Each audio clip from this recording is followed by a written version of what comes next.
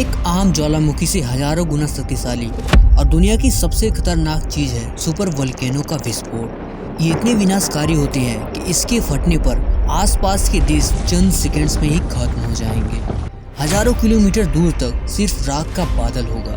पृथ्वी का तापमान -5 degree Celsius तक गिर जाएगा और कई सालों तक सूरज की रोशनी धरती तक नहीं पहुंचेगी। इसका नतीजा फसलें उगना बंद हो जाएंगी और आखिरकार हमारा अस्तित्व खतरे में पड़ जाएगा। लेकिन रुकिए, अगर मैं आपसे पूछूं कि इस ब्रह्मांड की सबसे शक्तिशाली और खतरनाक चीज क्या है, तो आप क्या कहोगे? एक ब्लैक होल? नहीं, इस यूनिवर्स में कुछ ऐसे ऑब्जेक्ट्स हैं जिनके रेडिएशन मात्र से पूरी धरती चंद पलों में धूल बन के उड़ जाएगी। और अगर इनका सिर्फ एक चम्मच मात्र भी पृथ्वी पर आ गिरे तो पूरी दुनिया का अंत तय है। तो आखिर ये चीजें क्या हैं? आइए जानते हैं इस वीडियो में। आपको ये बात तो पता ही होगी कि बिग बैंग इस ब्रह्मांड का सबसे शक्तिशाली धमाका था, जिससे इन प्लैनेट्स, स्टार्स, ब्लैक होल्स और गैलेक्सी का निर्माण हुआ। लेकिन इसके बाद अब तक का most energetic and luminous phenomena है GRB यानी गामा रे बर्स्ट। ये विस्फोट इतने ताकतवर होते हैं कि जब ये होते हैं तो पूरी आकाशगंगा में उनकी ताकत महसूस की जा सकती है।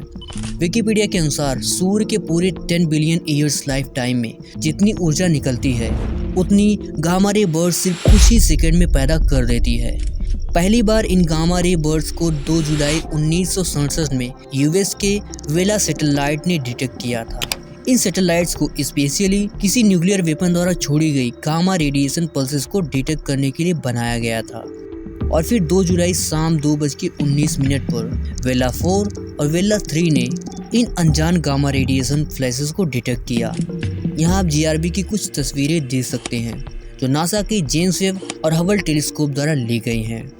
गामा रे बर्स्ट कुछ सेकंड से लेकर घंटों तक रह सकते हैं और ये उन जगहों पर होती हैं जहां गुरुत्वाकर्षण बहुत ही ज़्यादा होता है। इसीलिए अभी तक इन घटनाओं को समझ पाना इतना आसान नहीं है। लेकिन वैज्ञानिकों के मुताबिक ये विस्फोट तब होते हैं जब कोई सूर्य से 40 गुना अधिक विशाल तारा अपने जीवन के अंत में एक सुपरनोवा धमाका करता है, या फिर जब 2 न्यूट्रॉन स्टार आपस में टकराते हैं। इस धमाके के दौरान बेहद तीव्रता से गामा रेज निकलते हैं जो न केवल अपने आसपास के ऑब्जेक्ट्स को नष्ट कर देते हैं बल्कि पूरी गैलेक्सी पर इनका इफेक्ट देखा जा सकता है।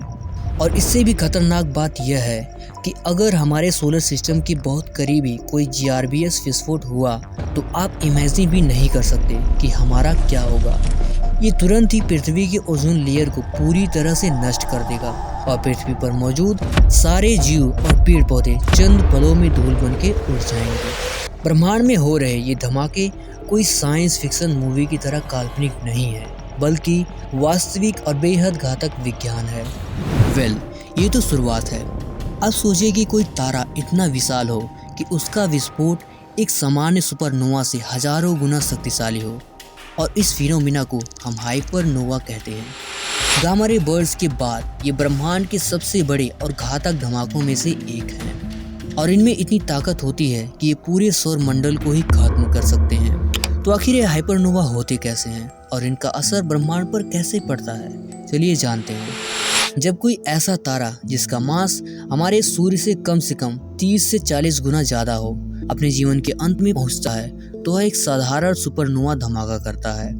लेकिन जब ऐसा तारा और भी विशाल हो तब वह बनता है हाइपरनोवा। इस घटना में एक मैसिव तारा अपने ही कोर के गुरुत्वाकर्षण दबाव से कोलैप्स कर जाता है और एक रोटेटिंग ब्लैक होल में बदल जाता है। इसके बाद इसके दोनों ध्रुवों से 2 बेहद शक्तिशाली गामा रे जेट्स निकलते हैं जिन्हें हम लॉन्ग गामा रे बर्स्ट के रूप में देखते हैं। यह विस्फोट इतना शक्तिशाली होता है कि इसकी रेडिएशन और रोशनी पूरे गैलेक्सी को रोशन कर देती है। पहली बार 26 अप्रैल 1998 को ESO 184 G82 नाम की एक स्पाइरल गैलेक्सी में SN 1998 BMW के नाम के एक हाइपरनोवा को वैज्ञानिकों ने ऑब्जर्व किया था। लेकिन यहाँ पर सबसे दिलचस्प बात ये थी कि इसके ठीक एक दिन पहले यानी 25 अप्रैल 1998 को आसमान के उसी क्षेत्र में गामा रे बर्स्ट को डिटेक्ट किया गया था। यह खोज वैज्ञानिकों के लिए बहुत ही महत्वपूर्ण पल था क्योंकि ये पहला ठोस सबूत था कि हाइपरनोवा और गामा रे बर्स्ट एक दूसरे से जुड़े हुए हैं। यानी जब एक हाइपरनोवा विस्फोट होता है तो इसके साथ अक्सर गामा रे जेट्स भी निकलते हैं। जरा एक पल के लिए कल्पना कीजिए कि यह घटना ब्रह्मांड के किसी कोने में हो रही हो और उसकी ऊर्जा इतनी जबरदस्त है कि यह करोड़ों प्रकाश वर्ष दूर से भी महसूस की जा सकती है। हाइपरनोवा के परिणाम इतने खतरनाक होते हैं कि इसके विस्फोट से निकलने वाली गामा रेस और न्यूट्रिनो इतने शक्तिशाली होते हैं कि अगर ये किसी ग्रह को सीधे हिट करें तो वह पल भर में राख बनकर उड़ जाएगा। और जैसा कि हम जानते हैं कि हाइपरनोवा ब्लैक होल्स का निर्माण करते हैं, यानी ये न केवल बेहद शक्तिशाली विस्फोट है बल्कि ब्लैक होल्स की फैक्ट्री भी है। और शुक्र बस इस बात का है कि ये घटनाएं हमसे मिलियंस ऑफ लाइट ईयर्स दूर होती हैं, लेकिन इसका मतलब ये नहीं कि हम सुरक्षित हैं। ब्रह्मांड के इसी कोने में सुपर मैसिव ब्लैक होल्स का भी अस्तित्व है जो हर सीमा को पार कर देते हैं। यह ऐसे ब्लैक होल्स हैं जिनका मास हमारे सूर्य से करोड़ों से लेकर अरबों गुना ज़्यादा होता है। ये आमतौर पर गैलेक्टिक कोर यानी आकाशगंगाओं के केंद्र में पाए जाते हैं। हमारी अपनी ही आकाशगंगा मिल्की वे के केंद्र में ऐसा सुपरमैसिव ब्लैक होल है जिसे सजिटेरियस ए के नाम से जाना जाता है। सुपरमैसिव ब्लैक होल्स की ग्रेविटी इतनी जबरदस्त होती है कि यह न केवल प्रकाश को बल्कि पूरे स्टार सिस्टम्स, ग्रहों और यहाँ तक कि गैस और डस्ट क्लाउड्स को भी निगल सकता है। इनके इर्द गिर्द का इलाका इतना खतरनाक होता है कि समय और स्पेस खुद डिस्टॉर्ट हो जाते हैं। यानी अगर आप इसके करीब जाते हैं तो टाइम डायलेशन की वजह से आप अलग अलग तरीके से समय को महसूस करेंगे। यहाँ पर सबसे हैरान कर देने वाली बात यह है कि सुपरमैसिव ब्लैक होल्स अपने आसपास के क्षेत्र को भी प्रभावित करते हैं। ये ब्रह्मांडीय गैसों को खींचकर एक एक्रीशन डिस्क बनाते हैं जो इतनी तेज रफ्तार से घूमती है कि यह लाखों डिग्री तक गर्म हो जाती है और एक्सरे और गामा रेडिएशन छोड़ती है।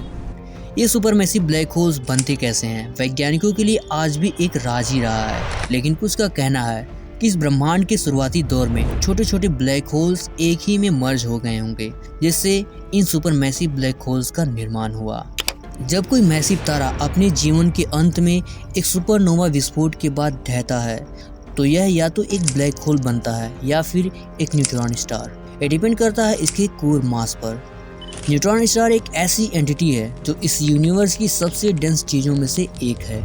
इसकी डेंसिटी इतनी ज़्यादा होती है कि अगर आप एक चम्मच न्यूट्रॉन स्टार लेंगे तो उसका वजन 4 बिलियन टन से भी ज़्यादा होगा, जो कि हमारी पृथ्वी को तबाह करने के लिए काफ़ी है। जब एक तारा न्यूट्रॉन स्टार में बदलता है तो हाई ग्रेविटेशनल प्रेशर के कारण कोर के प्रोटॉन और इलेक्ट्रॉन ना चाहकर भी एक दूसरे के काफ़ी पास आने लगते हैं और अंत में आपस में मिलकर न्यूट्रॉन बना लेते हैं।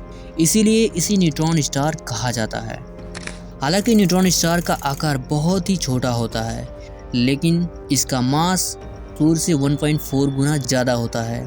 इसके अलावा न्यूट्रॉन स्टार्स अक्सर पल्सर या मैग्नेटर बन जाते हैं। पल्सर्स जो तेज़ी से रोटेट करते हैं और रेडियो वेव्स जैसी ऊर्जा को छोड़ते हैं, वहीं मैग्नेटार ब्रह्मांड के सबसे शक्तिशाली मैग्नेटिक फील्ड को उत्पन्न करते हैं जो किसी भी चीज़ को एटम लेवल तक तोड़ सकते हैं। यहाँ पर क्या आपने इन सभी gamma ray burst, hypernova black holes और न्यूट्रॉन स्टार में एक चीज़ को नोटिस किया कि सारी रहस्यमय और खतरनाक घटनाएं एक तारे की मरने पर ही होती हैं। यानी किसी चीज़ की शुरुआत से ज़्यादा भयानक उसका अंत होता है।